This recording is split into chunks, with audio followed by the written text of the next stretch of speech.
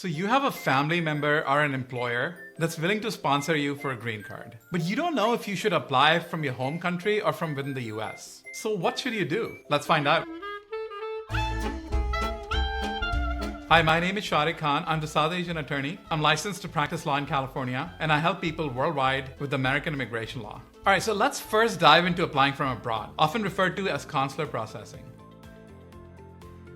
Let's first talk about the process, and then I'll give you the pros and cons of each category. Identify the category through which you might qualify for a green card, like family or employment. Usually a US citizen or employer needs to file an immigrant petition for you, like the I-130 or the I-140. Wait for the USCIS to approve your petition. If approved, USCIS sends a petition to the National Visa Center. Once the visa is available or your priority date is current, the NVC will notify you and the US sponsor. File Form DS-260 and get your confirmation. Pay the appropriate visa application fee and keep the receipt. Gather necessary documents such as your passport, NVC notification, and other necessary documents that confirm your eligibility. Schedule and undergo a medical examination with an approved panel physician and get the necessary vaccinations. Attend the visa interview at the embassy or consulate.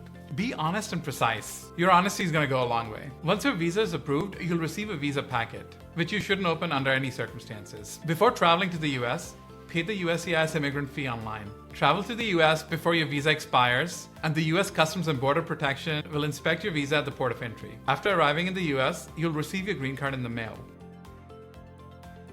All right, so now for AOS, Adjustment of Status. Applying from within the US is called Adjustment of Status, or AOS. Here are the steps involved with AOS. Like consular processing, first identify a basis to get a green card, like family or employment. Have a family member or employer file an immigrant petition on your behalf.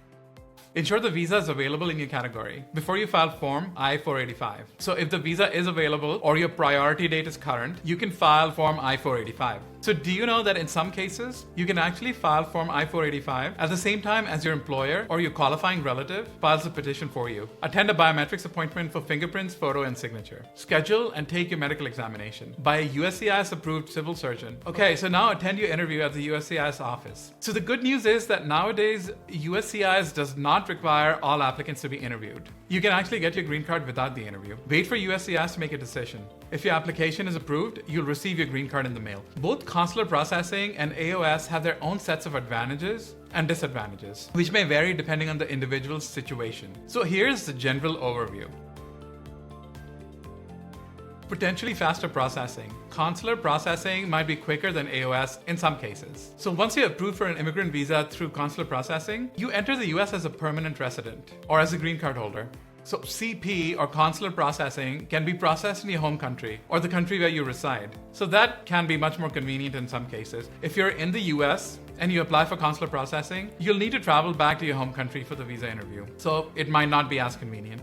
If your visa is denied, there are limited options to appeal. And then if you live in the US but you apply for consular processing, you're not going to be able to get the authorization to work or travel internationally during the process. That could be an important consideration.